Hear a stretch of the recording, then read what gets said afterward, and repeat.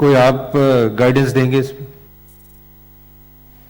جی جناب پیر صاحب شاہ صاحب نے ایک ایسے ایشو کو اٹھایا ہے جو ہر گھر کا ایشو ہے، اور میں تو اپریشیٹ کرتا ہوں، اور انشاءاللہ میں اس تاثر کو زائل کرنا چاہتا ہوں. یہ کوئی صوبے موبے کا مسئلہ نہیں ہے، یہ پاکستان کا مسئلہ ہے، یہ عمران خان کا مسئلہ ہے، یہ مرکزی حکومت کا مسئلہ ہے، اور جناب وزیر اعظم عمران خان صاحب نے پہلے دن سے اس پہ جو ہے بہت مضبوط سٹینڈ لیا ہوا ہے.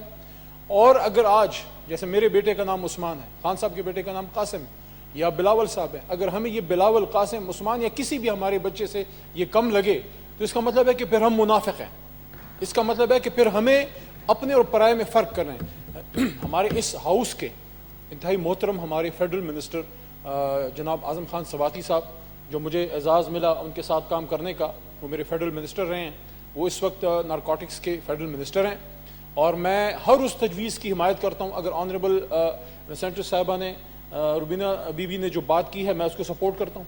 کوئی بھی آپ کہتے ہیں کہ کمیٹی آف دا ہول بناتے ہیں، ہم 24 گھنٹے آپ کے ساتھ بیٹھنے کے لیے تیار ہیں.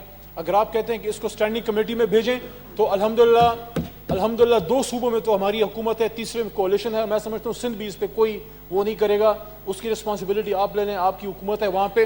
میں یہ سمجھتا ہوں کہ اس کو ہمیں جو ہماری مرکزی اسٹینڈنگ کمیٹی کی آبزرویشنز ہوں گی، جس کے منسٹر جو ہیں ہمارے اعظم خان سواتی صاحب ہیں، اور آپ کے جو آبزرویشنز آئیں گی کمیٹی آف دا ہول کی یا کنسرن اسٹینڈنگ کمیٹی کی، وی انشاءاللہ pledge on the floor of the house کہ ہم اس کو انشاءاللہ ان لیٹر اینڈ اسپرٹ اپنی صوبائی حکومتوں سے اس کو امپلیمنٹ کروائیں گے.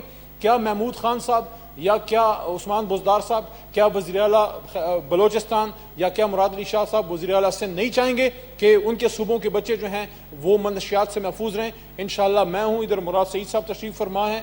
انشاءاللہ وی پلیج اٹ ہیئر کہ انشاءاللہ جو آپ کی ڈائریکشن ہوگی اس پہ، جو آپ کی ریکمنڈیشن ہے، we are with you. If you want to make committee of the whole, we are with you. If you want to send it to the standing committee, وہاں پہ انشاءاللہ بھرپور سپورٹ کریں گے تاکہ اس چیز کا قلق کما ہو. کیونکہ آپ کو خبر تب لگے گی، ہمیں اطلاع ویسے نہ کرے اللہ تعالیٰ وہ دن نہ لائے، لیکن ہمیں اطلاع تب ملے گی جب ہمارے اپنے بچے کے ہاتھ میں ہم سگریٹ دیکھیں گے. اس دن پھر ہمیں دکھ ہوگا، لیکن اس وقت پھر بہت دیر ہو چکی ہوگی.